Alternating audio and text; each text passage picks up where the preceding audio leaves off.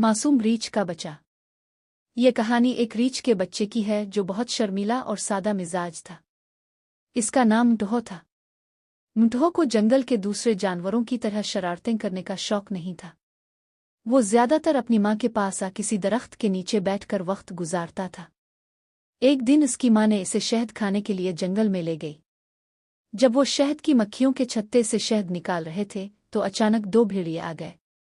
माँ ने मुटहो को दरख्त पर चढ़ने को कहा, लेकिन खुद भेड़ियों का शिकार बन गई। मुटहो अपनी माँ के गम में बहुत रोए और जंगल में अकेला रह गया। मुटहो अब यतीम हो चुका था। वो जंगल में तन्हा रहने लगा। जब भूख लगती तो दरख्तों से फल तोड़कर खाता और नदी का पानी पीता। लेकिन तन्हाई और गम ने इसे बहुत कमजोर कर दिया था। दूसरे जानवर उसका मजाक उड़ाते और उससे अपने काम करवाते। कभी कोई भालू इससे अपने पीर दबाने को कहता तो कभी कोई बंदर इसका खाना छीन लेता। मुटहो बेबस होकर अपने हालात को कोसता रहता। एक दिन एक खूबसूरत परिंदा जंगल में आया। इसके रंग बरंगे पर थे और लंबी दम थी। वो दरख्त के नीचे बैठकर गाना गाने लगा। मुटहो ने इस परिंदे को देखा तो बहुत खुश हुआ।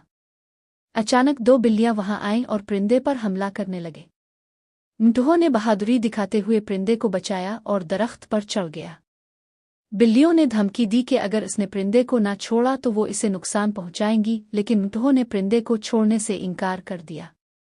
जब बिल्लियां चली गईं तो परिंदे ने मुटहो से कहा, तुम बहुत बहादुर हो। तुमने मेरी जान बचाई है। मैं दरअसल एक परी हूं और मैं तुम्हारी मदद करना चाहती हूं। परी ने अपनी जादुई छड़ी से मुटहो को एक ताकतवर रीछ में तब्दील कर दिया। अब मुटहो का कद दरख्तों से भी बुलंद हो गया और वो किंग कॉनिग की तरह ताकतवर हो गया।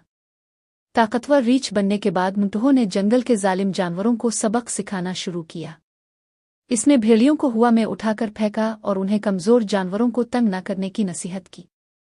जंगल के तमाम जानवर अब मुटहो से डरने लगे और किसी की हिम्मत नहीं होती थी कि वो किसी कमजोर जानवर को तंग करे। सबक: हमें अपनी ताकत को पहचानना चाहिए और दूसरों की मदद करनी चाहिए। कमजोर लोगों को तंग करना गलत है और हमें हमेशा इंसाफ पसंद होना चाहिए।